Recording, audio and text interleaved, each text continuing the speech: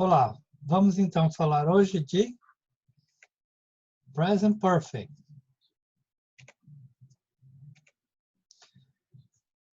Antes de mais nada, Present Perfect, o uso dele. Como que vamos usar o Present Perfect? Para que serve o Present Perfect? O Present Perfect é usado para situações que começaram no passado e continuam no presente. Por exemplo, she has lived here for many years. Esse many years não indica algo que já terminou, indica o quê? É um tempo indefinido. Outro exemplo aqui. They have organized their wedding. Não existe uma definição de tempo. Então, começou lá, eles começaram a organizar o casamento e se terminou ou não, não sei ainda. Ações que ocorreram em um tempo não determinado, que eu estava falando. Esse tempo é indefinido. I have been to the USA. Quando que foi isso? Não defini. Ações que acabaram de acontecer. Um exemplo, they have just left. Então, eles acabaram de sair. Essa ação acabou de acontecer. Então, eu posso colocar isso dessa forma. Já sei que terminou, mas não tenho esse tempo definido. Por exemplo, eu poderia assistir o jornal pela manhã, né? O jornal na TV pela manhã. Também caberia aqui, como uma ação indefinida e que acabou de acontecer. Como que eu vou formar o Present Perfect? Como em outros tempos verbais em inglês, o Present Perfect também se utiliza de verbo auxiliar. Vocês lembram que no Simple Present nós temos o do ou does, quando for he, she, it. Quando é passado, nós temos o did. Quando é futuro, nós temos will. E aqui também temos um verbo auxiliar. Neste caso do Present Perfect, o verbo auxiliar é have ou has. Lembrando que has é apenas para he, she, it. O verbo principal, diferente de outras formas verbais, por exemplo, quando eu uso lá o simple present, estou usando o auxiliar do ou does, o verbo principal não vai mudar. No present perfect, ele vai mudar para a forma de past participle. Naquela listinha lá de verbos irregulares, é a terceira coluna de verbos. Então, por exemplo, o verbo do, no passado fica did, e no past participle vai ficar done. Para os verbos regulares, vale a mesma forma do passado simples. Eu vou acrescentar de ou ed ao final do verbo.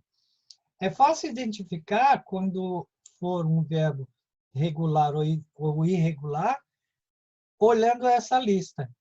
Se ele não está na lista, o verbo, é porque ele é regular. Então, eu já sei que eu tenho que acrescentar de ou ed ao final desse verbo. Na afirmativa, o que acontece? Eu tenho lá, por exemplo, she has been here for many years.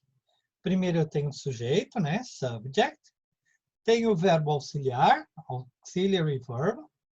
Tenho o verbo principal, main verb, que aqui o meu main verb é o verbo to be. Se vocês vão lá na lista de verbos irregulares, vão ver que tem lá be. No passado simples é was ou were. E no past participle, been. E depois eu tenho o complemento. Então, essa é a forma da afirmativa. Na interrogativa, o que vai acontecer? O verbo auxiliar vai passar para frente da frase. Então, ele vem agora antes do sujeito. Vocês têm ali, então, has she been here for many years? Então, eu tenho o verbo auxiliar primeiro, depois eu tenho o sujeito, tenho o verbo principal e o complemento. Na dúvida do complemento, sempre deixa ele para o final, que não vai ter erro. No caso da negativa, nós temos lá she has not or hasn't been here for many years. Segue a mesma fórmula. O sujeito, depois eu tenho o verbo auxiliar, mais o not, obviamente, que eu posso ter ele na forma contraída ou não, eu que vou decidir isso. O verbo principal na forma de past participle, nesse caso been, e por fim o complemento. She hasn't been here for many years. Uma observação importante. Uma das diferenças entre simple past e present perfect é a ausência de uma expressão específica de tempo. Por exemplo, yesterday, in 2020 or 2020, 2 days ago. Então, eu tenho formas definidas de tempo aí, expressões definidas de tempo, elas são específicas. Exemplo, Mary has been in the city since March. Então, ela está aqui desde março. Opa, tem março ali, March. É definido? Seria se tivesse uma outra preposição ali na frente. O since, ele está indicando o quê? Desde quando? Não sei. Então, since March não é específico. Já o caso aqui, Mary arrived in the city in March. Lembra que eu falei? Teria que ter uma preposição antes do March para ser considerado específico. Então, eu estou falando agora do mês. Mary arrived in the city in March. Se for uma data específico, se essa data não existe, é só o mês, ou tiver ali since, quer dizer que eu tenho algo não específico. Mesma coisa com a cláusula ever ou never, não é específico. Ok?